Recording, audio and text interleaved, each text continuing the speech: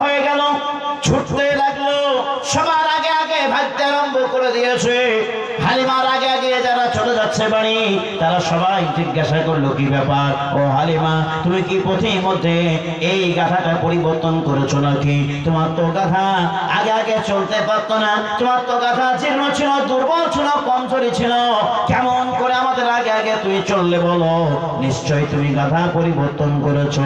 কিন্তু হালিমা বলেন, ও আমার বোনেরা, ও ভাইরা, তোমরা শোনো, আমি রাস্তার মধ্যে কোনো জায়গায় গাধি পরিবর্তন করি নাই, গাধা পরিবর্তন করি নাই, উট পরিবর্তন করি নাই।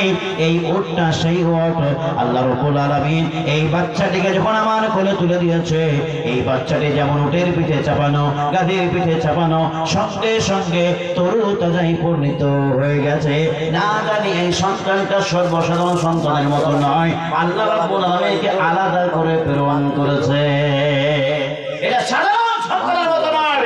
যেই সন্তানটিকে তোমরা নাও নাই, কোলে তুলে নাও নাই, সেই সন্তানটিকে কোলে তুলে নেওয়ার কারণে, ঘোড়ার পিঠে চাপার কারণে, গাড়ির পিঠে চাপার কারণে, উটের পিঠে চাপার কারণে সেই পশুটা সবচাইতে বলবান হয়ে গেছে।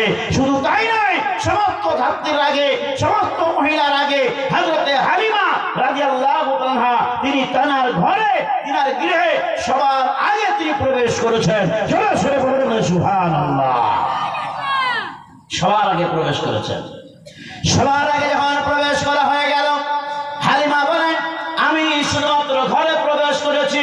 আমার যেই ঘরটা অন্ধকারে পরিণত ছিল, আলো দেখা দিত না, গ্রামে অভাব দূর হতো না, যেমন এই সন্তানটিকে ঘরে প্রবেশ করালাম, আমার অন্ধকার ঘর আলোতে পরিণত হয়ে গেল, আর গ্রামের অভাব সব দূর হয়ে গেল।